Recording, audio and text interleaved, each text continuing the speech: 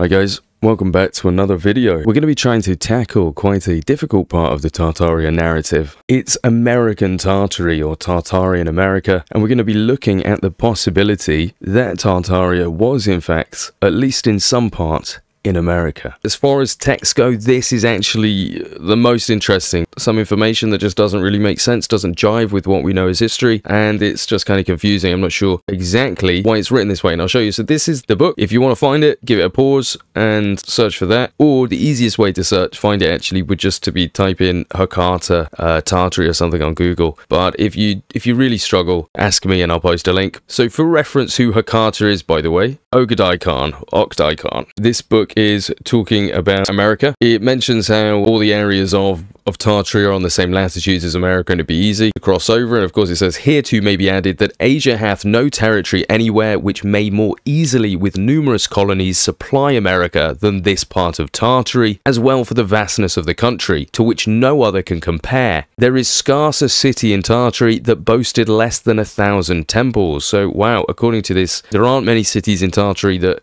have less than 1,000 temples. And to see Kanguista, which is Genghis Khan, first king of Tartary, about the year 1200, in arms, and his successor Hoccata, following his father's bloody footsteps, whilst he prepared his sons with 3 vast armies. The eldest son, Jatchi, marched westward with 30,000 horse. Batu, drew with as great an army towards the north, and Ogedei, being the youngest, fell into the Moors country above Egypt. Now this is where it gets really weird. Hoccata himself marched victoriously into the North America, subdued great parts of the Persian kingdom, and beat the Turks, led by the general Goniata with a great army, in 1241. It's saying that Hoccata marched into North America. I've been able to find no other references whatsoever for this, but it's saying he marched into North America. He's saying he subdued the greatest parts of the Persian kingdom and beat the Turks. I don't think it's necessarily saying that those took place in North America, even though it could seem that way. You know, just by the process of the chronological layout, you'd think that he's gone into North America, then he's subdued the Persian kingdom, and then he's beat the Turks. I don't think it's saying that. I think it's saying that he did those 3 things separately.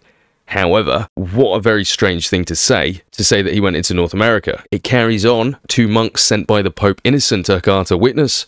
The great number of the Tartars or Scythians may appear by the several people spread far and near over Tartary. It mentions a lot of the tribes like the Hyperborean, the Khmeri, the Georgi, the Sakuras, and it says what number would the inhabitants make up, you know, that live in America. And again, it mentions some places like Virginia, Florida, New Spain, Guatemala, and it's saying what many of these would live there. It would be worth our time to compare the likeness between the Scythians and the Northern Americans. And yeah, it just goes on to talk about how they are very similar.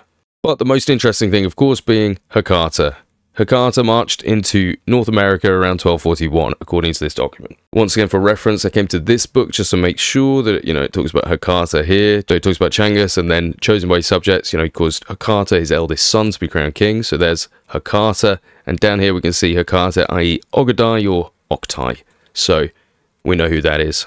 Now, onto this book, which has some interesting information up here. We can see, in 1380, one of the naval squadrons of the great Tartar conqueror Kublai Khan, which sailed to invade Japan, was wrecked on the western coast of South America. The shipwrecked mariners thereupon, through some unspecified turn of the wheel of fortune, founded the Empire of Peru. And we'll return to this document, which is the one we talked about before, the Uzziah priest one with the Mongols and their appearing, because this one is, it mentions a little bit more in detail about that landing on Peru, just a little bit. And Uzziah priest is the one that we heard about, who based all his work on Mitchell, but it does have this information. So it says, a cross made of fine marble, beautifully polished, about 3 feet high and 3 fingers in width and thickness, was found in an Indian temple. This, it appears, was kept as sacred in a palace of one of the Incas and was held in great veneration by the natives of South America. When the Spaniards conquered that country, they enriched this cross with gold jewels and placed it in the Cathedral of Cusco. But how came this emblem of Christianity in America? There were in the service of the Mongols in the 13th century many Nestorians, a sect of Christians, which we've heard about before in the Kingdom of Prester John, was supposedly a Nestorian kingdom founded in the northeast, and Genghis Khan had a war with Uncham, who controlled it and obviously won, and then in some stories even married his daughter. The conqueror of the king of Eastern Bengal was a Christian, which was in 1272. Under this king, a part of an expedition was sent to conquer the islands of Japan. In large Chinese vessels, and supposed to have been commanded by these Christian Nestorians as officers, being more trustworthy and more expert in warlike maneuvers than the Mongol natives.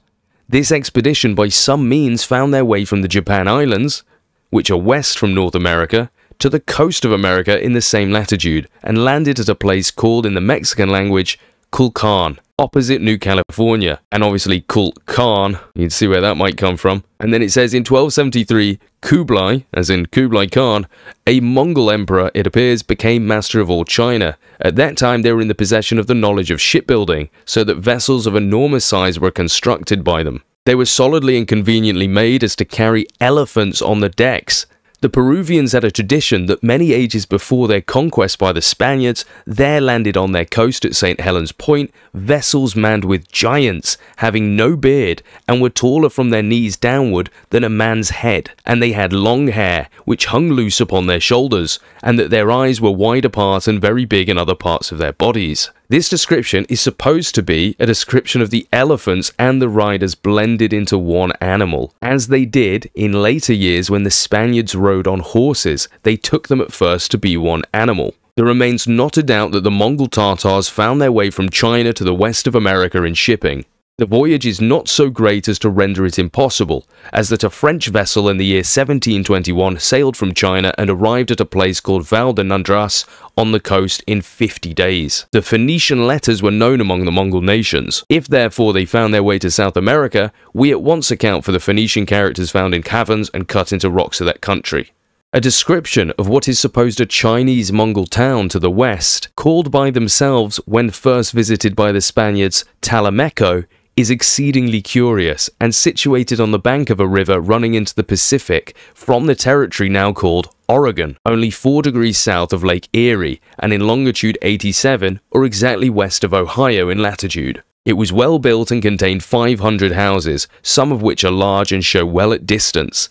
So we'll leave that document there because there's so much to go through, and we'll probably cover it in another video if we remember to. But that is just collating all the evidence that, you know, it seems like Mongols and the Chinese definitely went into southern America and into Mexico and North America. That's definitely what it's looking like. This next document that I want to have a look at actually comes from a Pulp Fiction magazine. Released in 1947, I believe. Yeah, 1947. So just once again, this is a Pulp Fiction magazine. It's still very interesting, but it's Pulp Fiction. Because this kind of text out of context, you could really use it for your own advantage. You could really help paint a false narrative with it. But it is Pulp Fiction. But the reason it's interesting is because what it says.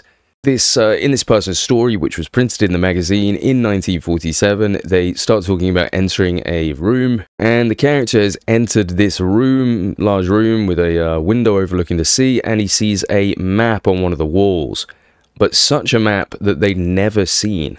So it's a very large map, and it was a map of the world, but a world which was a combination of the ancient and the modern. And it says Macedonia and Greece rubbed elbows, one as large as the other. The United States was called American Tartary. Russia was the land of the Khan of Greater Russia. Siberia of Lesser Russia. Germany was called Teutonia. China bore its ancient name Cathay, and Japan was part of it. So I found that very curious that a fiction writer has come up with this. So they must have had some kind of information. If you would like to support the channel, there are a few things you can do. You can buy me a coffee, you can subscribe to the Patreon, you can join the channel memberships on the YouTube, and if you do join the Patreon, you can get access to the Discord server, which is where I post all my research. So when I'm doing all my research, I post all the links in there, and you can talk to us, discuss theories, get involved in the research if you want, and it helps support the channel. So for everyone that already does, thank you very much. You guys are the best. And if you don't feel like supporting, then like and subscribe keeps us happy. So